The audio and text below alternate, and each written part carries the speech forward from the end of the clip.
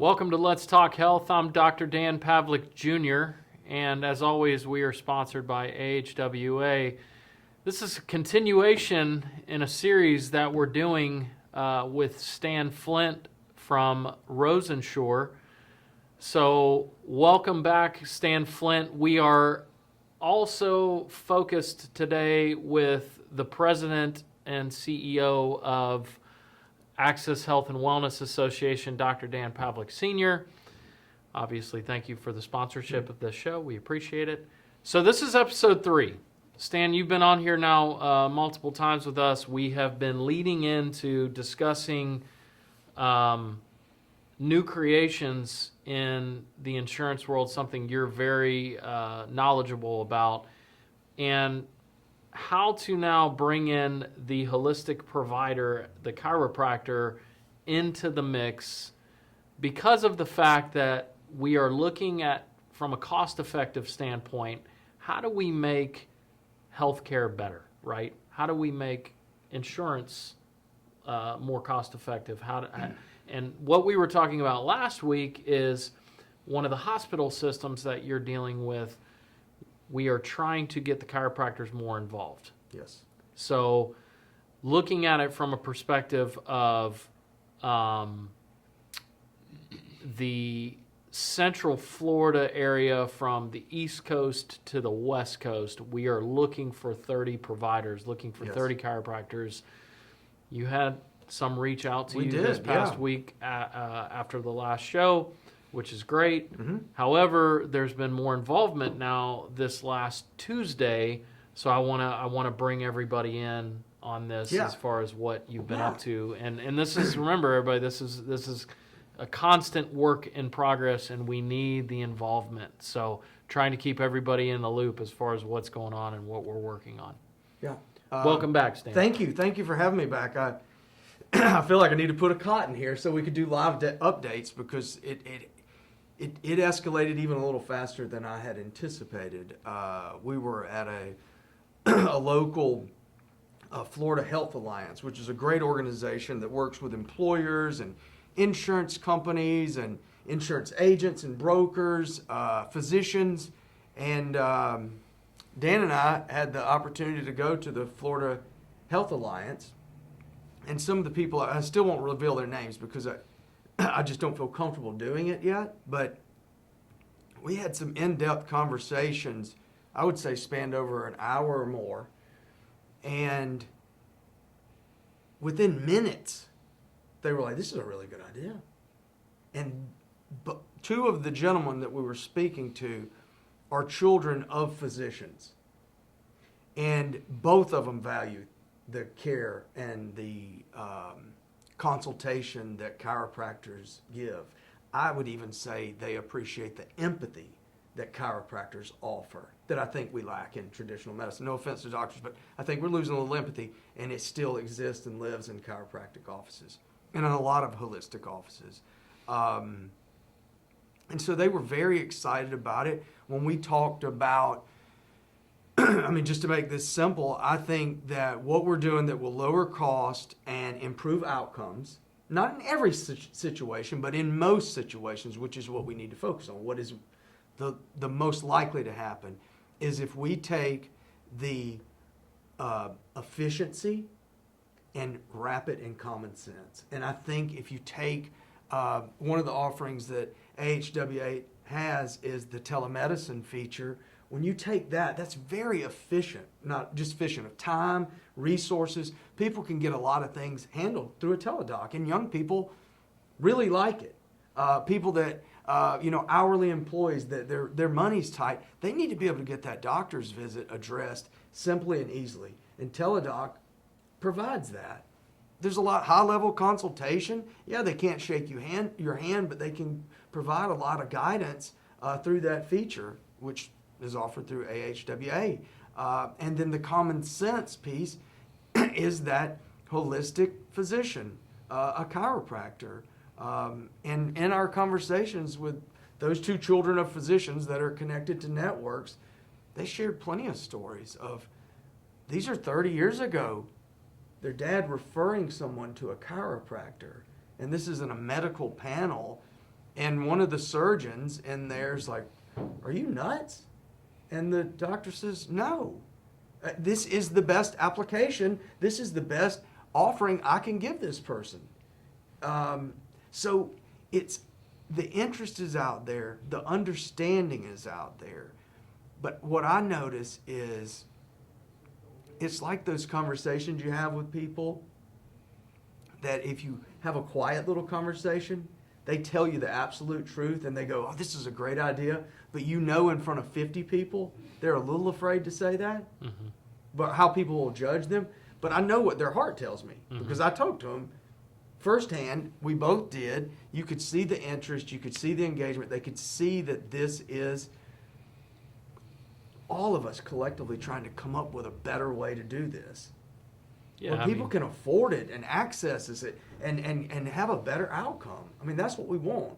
I said it before, and I'll say it again. Chiropractors produce outcomes. Absolutely. I mean, I always preach to every one of my patients the fact that coming in to see me initially, you know, we can get whatever we need done if it leads down that path. Like, we have the knowledge when it comes to that musculoskeletal health. But now trying to convince these systems to these all, you know, these panel of people that are responsible for developing networks. They're responsible for developing, you know, different branches of these insurance companies and how to take care of people and how to pay for it and all that stuff. So we're trying to now bring to them a completely new option that is not really out there. I mean, especially in the hospital systems, it's not there. No. So, you know, yes, we might all, as chiropractors, we might all know doctors that, oh, yeah, I get a few from him and I get a few from him. But, you know, if we actually are part of the system where the doctors recognize us and instead of writing, and once again, no offense to the PTs, they do a great job, but we are an arm, the PTs are an arm. It's like, okay, I want you to go see this guy, Dr. So-and-so, or I want you to go see this person, you know, initially, right? Yeah. So now, you know, obviously Dr. Pavlik Sr. here has some input and some feedback of how, you know, his idea of how all this has come to fruition, but he's been working, you know, with medical doctors and chiropractors at the same time. So he's been making it work for a lot of these chiropractors as well. So he has some feedback to put into our conversation on what's going on. You were also at the Florida Alliance talk, and you had some enlightenment on that as far as how excited people were about this. Absolutely. First of all, thanks, Dan, for having me on, and thanks to Stan for his open-mindedness and connectivity with what we are trying to accomplish in AHWA. To me, it's all about the why. Why do you do what you do, right? What is it that's your purpose? What are you as a chiropractor trying to do in your clinic, and what our other chiropractic colleagues are trying to do in their clinic? And that's diversified. We all have different areas of interest and different areas of expertise.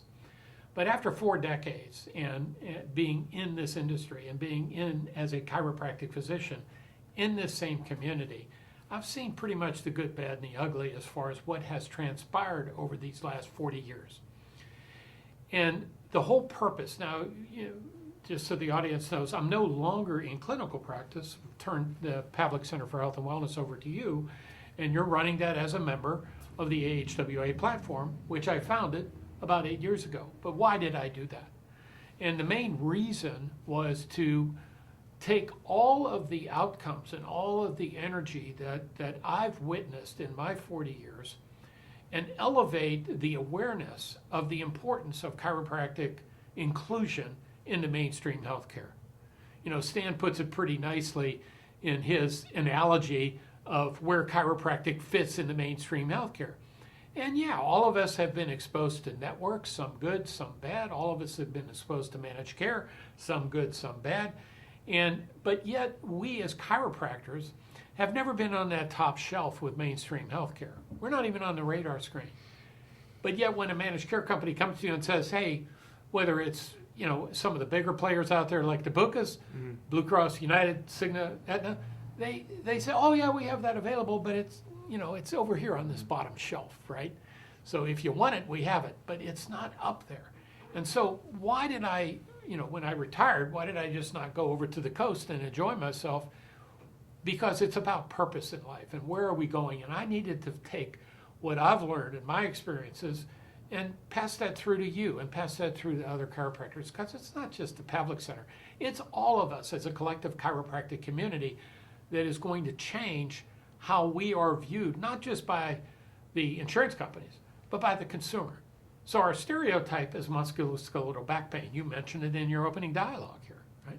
But as we see healthcare being delivered today, it's delivered on two tracks, mainly what I call tracks. One is the conventional track, and one is, which is very well organized and structured with payers in particular, and as a provider platform. And then the other is this holistic track, right? And that's a bunch of disconnected, for the most part, from a clinical organization, disconnected facilities out there that people have to hunt for. They have to hunt for that bottom shelf, right? They got to look for it. If they want it, they got to look for it. And because they're not being told about it.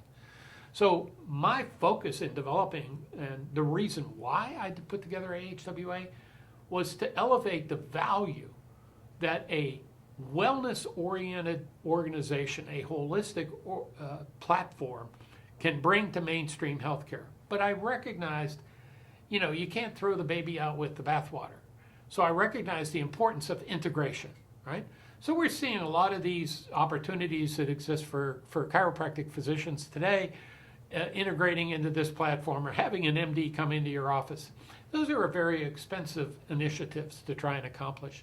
So what I saw was an integration using today's technology, right? And the evolution of telehealth and telemedicine is expanding exponentially. So as we look forward to that, you think, well, how can a chiropractor be involved in telemedicine or in telehealth? Why? Because chiropractors are particularly, their main course of treatment is not writing on a prescription pad. Their main course of treatment is hands-on therapy. To Stan's point about empathy, that's that patient communication. That's that touchy-feely type of thing that patients relate to chiropractors and say, I love my chiropractor, right? But that message isn't getting across to mainstream healthcare. It's not getting on that radar screen. So again, that's what we're trying to get accomplished by networking and connecting across a bridge. And we're creating that bridge that connects with a medical team or medical providers, primary care and specialty, that connects with that holistic audience and recognize the importance that that holistic audience brings to the table of mainstream healthcare. And so when you look at AHWA's purpose and what we're trying to do is to build that connectivity so that we are advancing the truly patient-centered model of healthcare that doesn't exist today. We have mainstream healthcare organizations developing wellness programs, but where does the chiropractor include? This convention that we went to, this workshop that we went to, it was an 8-hour workshop. There were all kinds of people from all over the United States there, employers, insurance carriers, and they're all talking about one thing: prevention. Prevention. How can we lower the cost of healthcare? How can we improve that early stage intervention that's going to create greater outcomes? Because the traditional model that exists today, and again, I'm not advocating negativity here. This is very, very important. Let me tell you, if I get run over by a car, and I'm laying on the highway, I want the EMTs to come and take me to a top quality emergency room, right? So conventional medicine plays an extremely important role. But as they begin to segue into bringing more solutions to the table with proactive ideas, which you can change the word proactive to prevention, right? You got to follow the buck. You got to follow the dollar. So today's healthcare systems are driven towards that high healthcare dollar. It's interesting that the majority of the healthcare dollar, we have a $3 trillion budget in the United States today, tied to our GDP. So our gross national product, or GNP. So that $3 trillion, the vast majority of it is spent in the last 30 days of life. And the last 30 days of life are tied to trying to keep people alive from chronic diseases that should have been dealt with 30 years earlier or 20 years earlier. So the role that chiropractic plays today with its patient population, and the reason why patients love chiropractors so much, is that empathy, is that hands-on approach. But now, how does that integrate with mainstream healthcare? Well, you've got to build the bridge. It's that simple. And so creating the knowledge over here on the conventional side with PCPs to interact positively with that patient population that exists over here that are paying cash mainly because they're on the outside of managed care programs for the most part, right? You're experienced with that. And so you see that model evolving with this disconnected group of providers. We need to group them together into a solid network, a solid group practice that can be bolted on to mainstream healthcare, but yet identified as a PCP. So to me, the chiropractic physician is the gatekeeper to the wellness/holistic world of healthcare, which is gaining more and more recognition. But the access that people have is individualized, right? So they have to listen to the reviews on this guy and the reviews on this guy and the reviews on that person over there, where we need a large group model like what is seen on conventional medicine through health systems. So building this network of providers that want to join our mission and be part of this purpose to connect with mainstream healthcare, not to disconnect. We have to work together to bring the best outcomes to our patient population. That's what we're doing here. That's the mission. That's the purpose. And this gentleman right here, representing a large segment of the insurance community with his knowledge and expertise, gets it. He gets the picture. And so that's why he's working with AHWA today, bringing his influence to that world, that insurance world, that ultimately addresses what the consumers of healthcare see as their priority need in life, and that's a PCP. Now, how are they dealing with the holistic PCPs, right? Mom and pop, mom and pop, mom and pop. And that's not negative. It's what we need to be doing is we need to be really focusing in on bringing strength in numbers. So that's what Stan and I are working on, is building these networks and bringing them to the employers.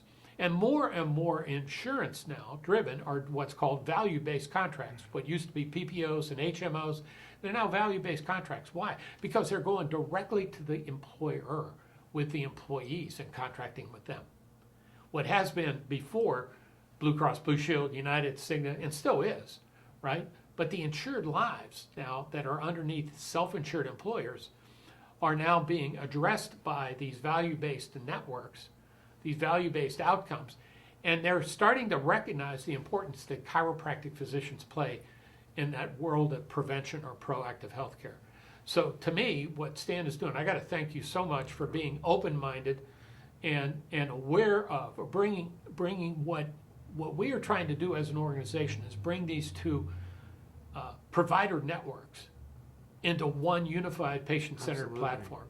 And that's frankly what Rosensure and what Harris Rosen, and again, I gotta say, for those of you who don't know, he passed away here just a few weeks ago, but yet Harris has been such an innovator. He's a hotelier by trade, right? How he built his organization, but he built within his organization a really value-add platform for his own employees, which are over 2,000.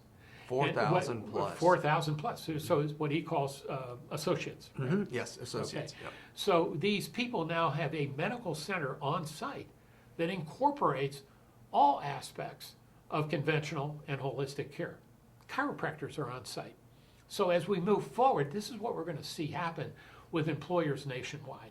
These self-insured employers that want to become more focused with their employees' needs to stay healthy rather than wait till they get sick, enter into that chronic disease journey that ends up in the last 30 days of their life spending hundreds of millions of dollars trying to stay alive, where they shouldn't have ever got to that point in the first place. So we can make this work. We can change the paradigm that exists in healthcare today from a reactive model to a proactive model.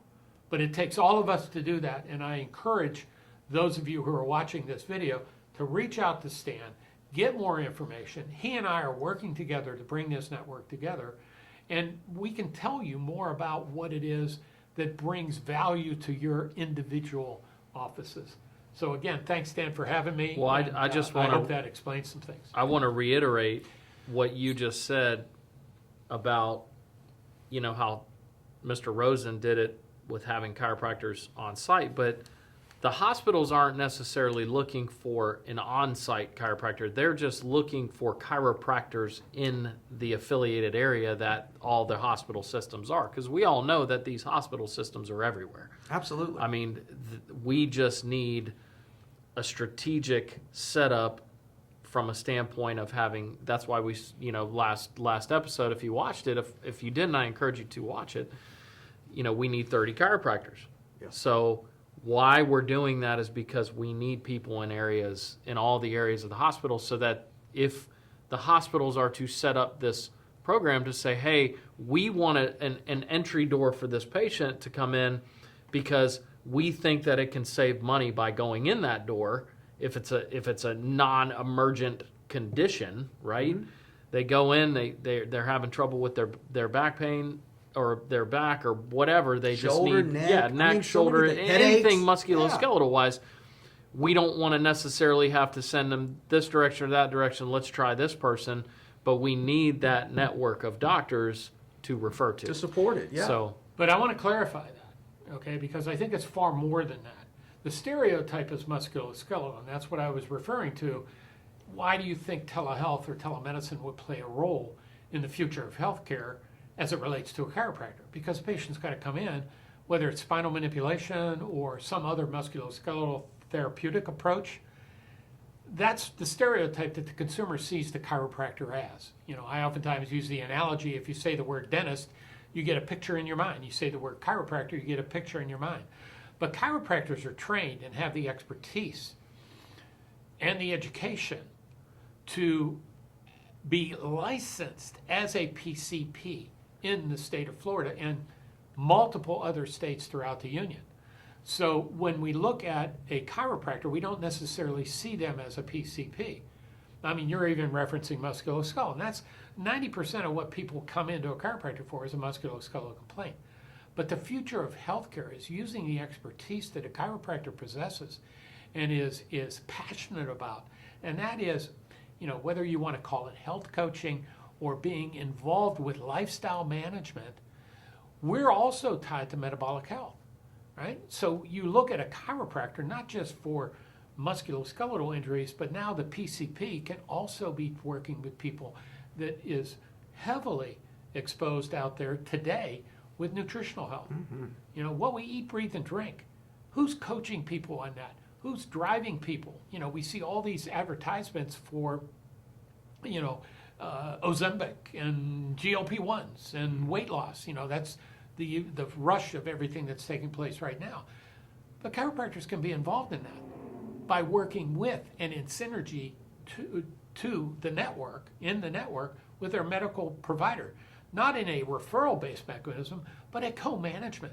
So you as a chiropractor are managing that patient's health, including their metabolic health, because it's not uncommon, at least for me and I'm sure for you, for somebody to come in and says, I'm dealing with these tremendous headaches, I think it's coming from a pinched nerve in my neck, when in reality, it's the stress that they're involved with, tied to the relationships that they're exposed to, whether it's work or personal, and the body's defense mechanism tightens up the muscle.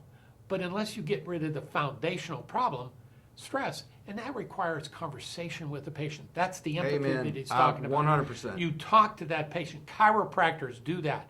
If you want to ultimately put in nutritional support, whether it's through vitamins or health counseling, these are all things within that framework of a PCP. So I look at the chiropractor as the gatekeeper to the wellness community and the proactive approach to healthcare. I look as the PCP over here because they're overwhelmed with crisis management. You said it, right? So keep them out of the emergency room because that's the highest cost.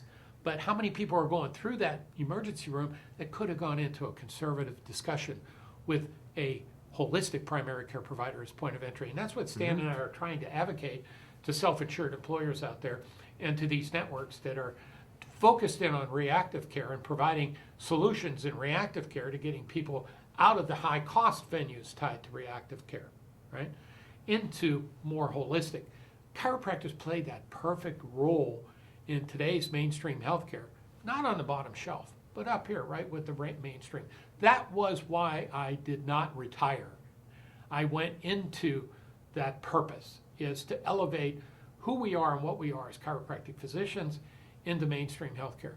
And we're getting advocates, right? My takeaway from this Tuesday meeting was they're talking about, they're actually had chiropractic as part of some of their preventative solutions, some of their wellness solutions, and some of these, Sargento out of Wisconsin, that was one name I can bring up. Yeah. She was on the panel discussion, and they now are looking at all of these proactive solutions, and including chiropractic, but not just as a musculoskeletal provider, but as that first point of entry that can do that screening, and it can direct people within an integrated platform. That's why the word clinically integrated networks, or CINs, are beginning to surface more and more and more as a term or an acronym that's being used with chiropractors to get them to join into a network, right? Versus the PPOs, which have now hurt chiropractic providers tremendously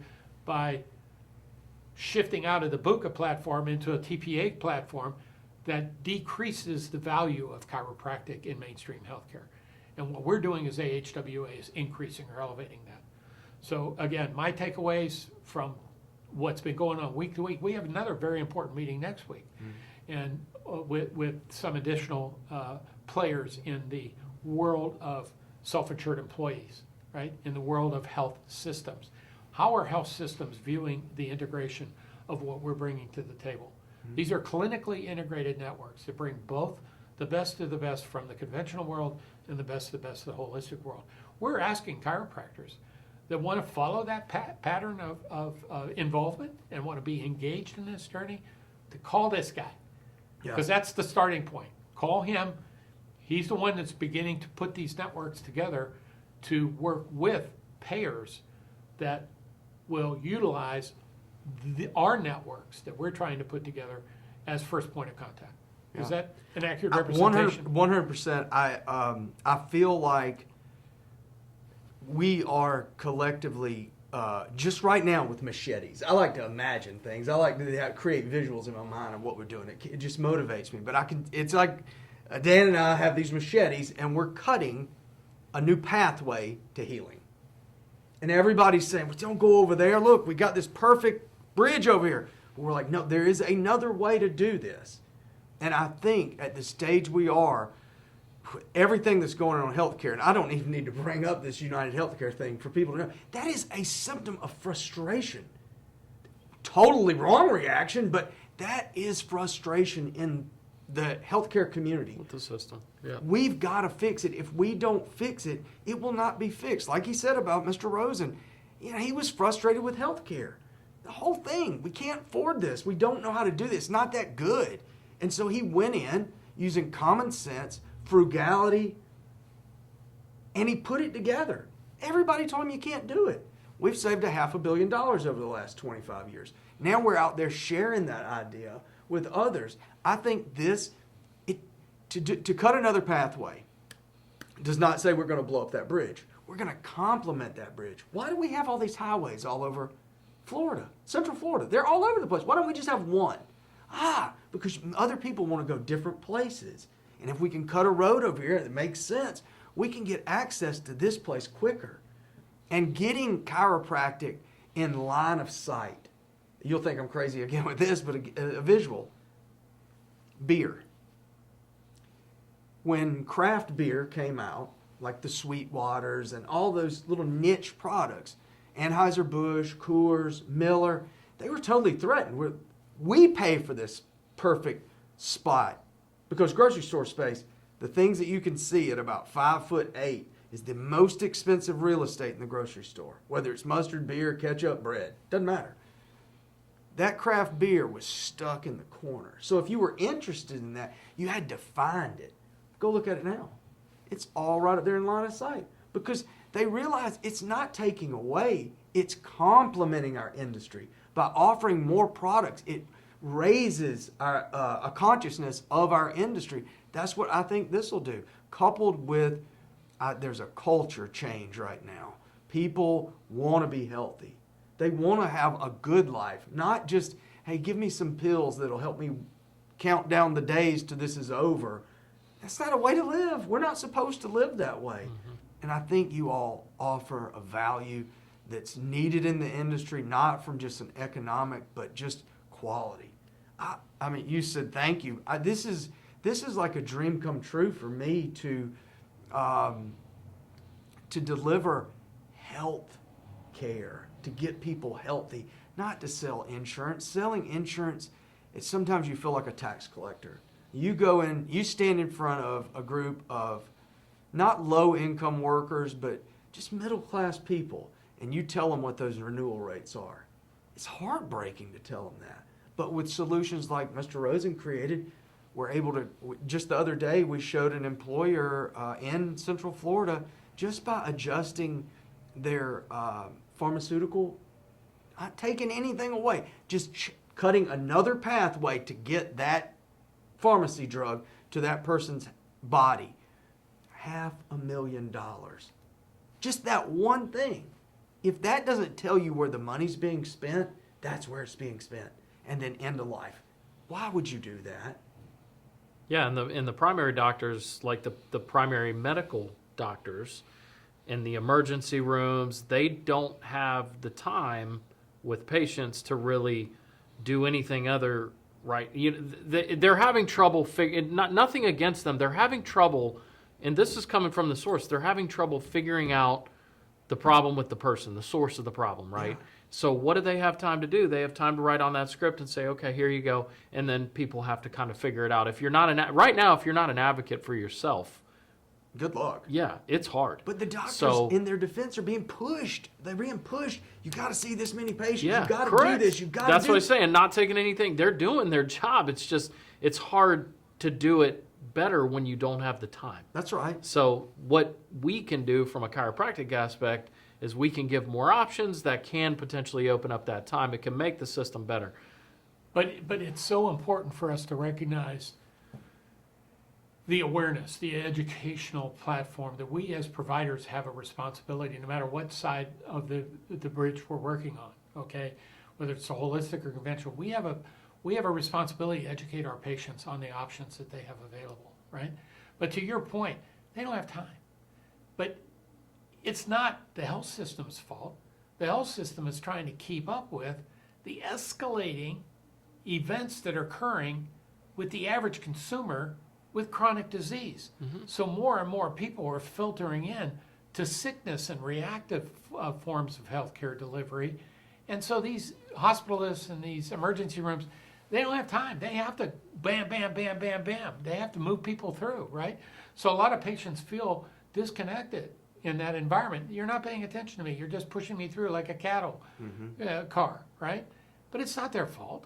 It's not their fault. We have to, as providers, be educating our patients on the importance of prevention, on the importance of preventing chronic disease.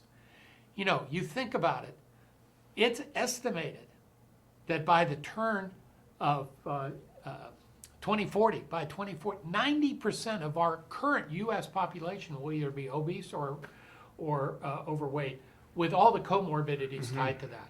It's not a sustainable platform. We have a solution. Work together with our holistic wellness experts, which again, I view the chiropractor, because of their training, education, and licensing, can be a PCP. They are licensed as PCPs. I am licensed as a PCP. What's a PCP? A portal of entry into the healthcare delivery system. That's all it is. It's a doorway that they can go through.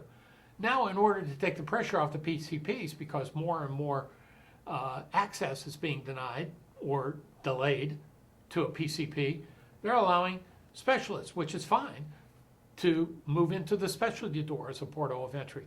But it's always that family practice that is local that is going to be important to you and me and our parents and our children, right? We need that local access point.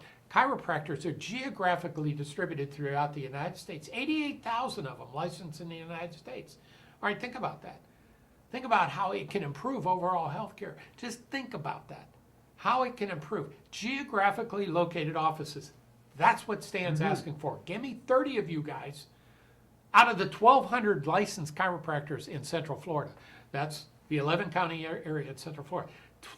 Out of that, 1,200 chiropractors are licensed to provide. These are all individual mom and pops. Who does the consumer go to? We need 30 that can be identified as access connected care centers, working with Rosensure to develop a input to take pressure off of mainstream healthcare so that consumers have an option to say, look, I don't want to take that pharmacologic. I don't want to go on that. Look at all the side effects. Oh, by the way, including death.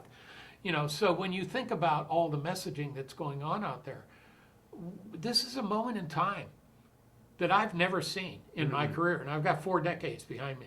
We have an opportunity to help find solutions to an unsustainable healthcare delivery system. Why are we at the top of cost? And I saw yesterday with some statistics on TV from Kennedy talking, we're 42 out of all the nations as far as healthiness. 42. And we're number 1 up here as far as cost associated with that. It's common sense. Yeah, it's common sense. I think it's a supply and demand issue. You have such demand of people going, and you think about it, if you just think about it with oranges. What if there were 100 people in the United States that sold oranges? How much would an orange cost? It would probably be $100 an orange. But if you have 100,000 people selling oranges, it didn't make the oranges worse. It just made them affordable. And like you said, if we take those 88,000 chiropractors, because I think we could take this across the country. I know we can.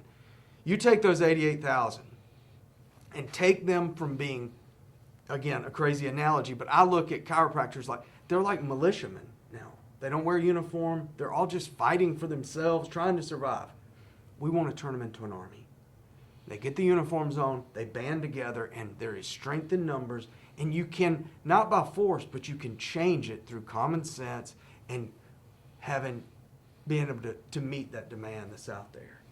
The AHWA Prevention Generation Network of Providers is simply stated, from my perspective, as it's the strength of a group practice with the individuality of private practice. We're not trying to take away your identity or your private practice enthusiasm or emotions. I would never do that to you or to our practice. All 4 of the chiropractors in our practice have their own individual personalities, and their patients relate to them.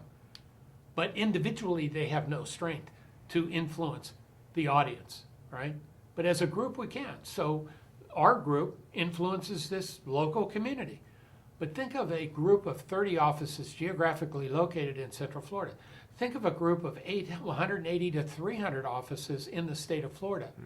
Out of the 6,000 chiropractors that exist, think of those geographically, the impact we can have on healthcare delivery and on the outcomes tied to consumers as we move forward with this paradigm shift from reactive to proactive care. So again, thanks for having me today. Yes, sir. And Dan, Thank you both. Let's keep it going. Heck man. yeah, I've All enjoyed right. the heck out of this. All I really have learned a lot. Well, as we continue with this series moving forward, we'll continue to try to get people involved from the outside. Hospital systems basically is what we're going after to try to build this network. But Stan will definitely be on future episodes, so stay tuned to that. Obviously, what we're looking for. Everybody needs to reach out to Stan. Stan, your email again is? It's sflynt@rosensure.com. That's SFLYNT@rosensure.com. Yeah. So Stan Flint is his name, and he is the principal of Rosensure Insurance. So we appreciate his knowledge, his input. Obviously, 40 years of knowledge with Dr. Pavlik Sr., and everybody always asks if he's retired. and just from actively seeing patients, but mindset wise, it's still there. Knowledge is still there. Is a good brain to pick, and he's been in this world of chiropractors in the insurance world for a long time, and I think where we're going is in the right direction, and everybody needs to try to get on board to try to help with this movement that we're doing. So that's all I've got for today. So stay tuned for the next part of the series. I'm Dr. Dan Pavlik Jr. This is Let's Talk Health. We'll see you next time.